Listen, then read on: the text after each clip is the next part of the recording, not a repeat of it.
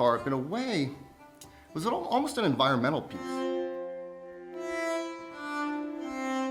The first time I created it, I set it up on one side of a canyon, put the chambers, and ran the strings to the other side.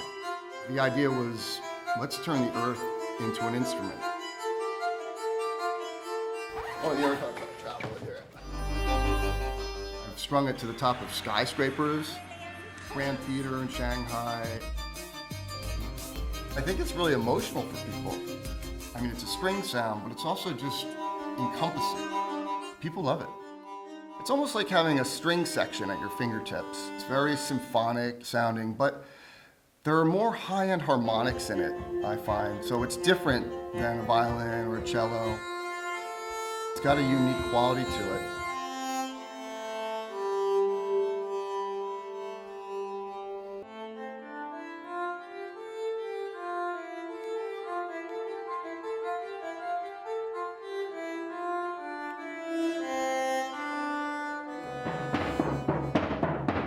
For the last 20 years, I've been inventing instruments, and have invented close to 100 instruments, some of which work a lot better than others. The reason it's sort of the first of its kind is because the technology had to exist in order to make strings that are literally hundreds of feet long.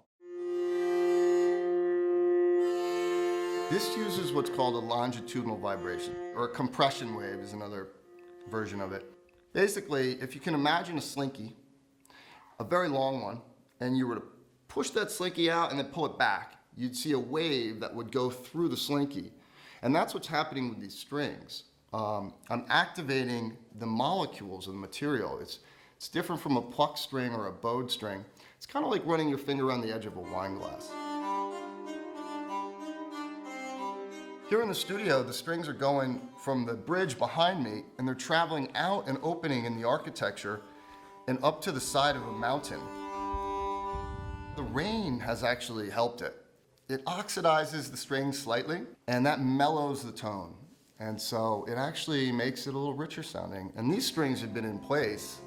Some of them have been in place now for 7 years.